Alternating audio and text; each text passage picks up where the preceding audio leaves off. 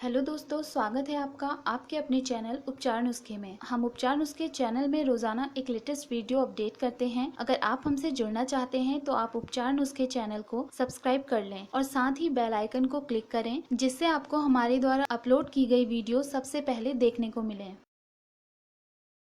26 अप्रैल 2022 वरुथनी एकादशी व्रत। शुभ मुहूर्त भूलकर भी ना करें ये 3 काम। एकादशी का व्रत शास्त्रों में बेहद खास और बहुत ही मान्यता रखता है। प्रत्येक मास में कृष्ण और शुक्ल पक्ष को मिलाकर 2 एकादशी पड़ती हैं, जिनका अपना ही खास और विशेष महत्व है। शास्त्रों में वैशाख मास में आने वाली एकादशी को वरुथनी एकादशी के नाम से जाना जाता है। इस दिन विधि विधान से भगवान विष्णु जी की पूजा की जाती है। आज हम आपको वैशाख महीने की वरुथनी एकादशी व्रत तिथि, पूजा का शुभ मुहूर्त, पूजा विधि, उपाय और इस व्रत के नियमों के बारे में बताएंगे।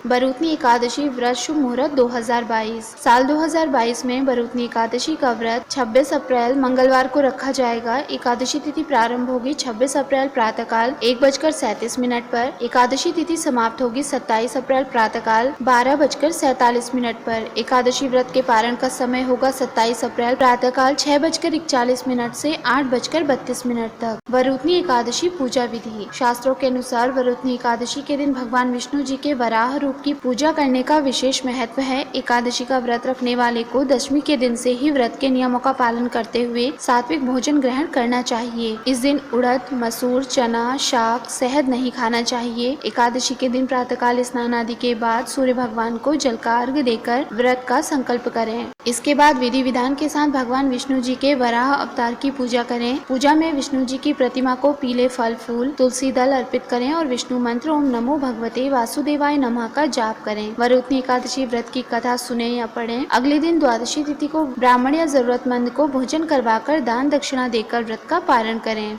वरुथनी एकादशी व्रत का पारण कब करें? शास्त्रों की माने तो एकादशी व्रत का पारण द्वादशी तिथि समाप्त होने से पहले ही करना शुभ होता है। यदि द्वादशी तिथि सूर्योदय से पहले ही समाप्त हो जाती है तो ऐसी स्थिति में सूर्योदय के बाद ही पारण किया जाता है। एकादशी व्रत का पारण हरिवासर के दौरान भी नहीं करना चाहिए। इसीलिए जो भी यह व्रत रखते हैं और व्रत का पारण करते हैं, उन्हें हरिवासर की अवधि समाप्त होने की प्रतीक्षा करनी चाहिए और फिर पारण करना चाहिए।